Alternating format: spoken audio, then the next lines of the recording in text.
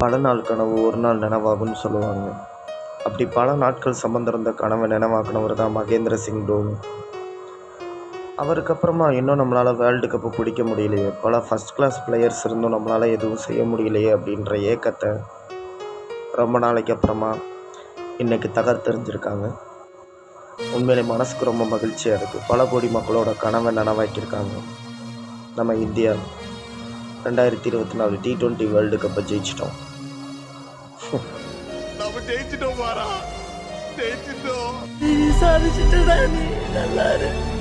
இந்த வேர்ல்டு கப்பை ஜெயிக்க உறுதுணையாக இருந்த எல்லா பிளேயர்ஸுக்கும் அண்ட் நம்ம கேப்டன் ரோஹித் சர்மா அவங்களுக்கும் வாழ்த்துக்கள்.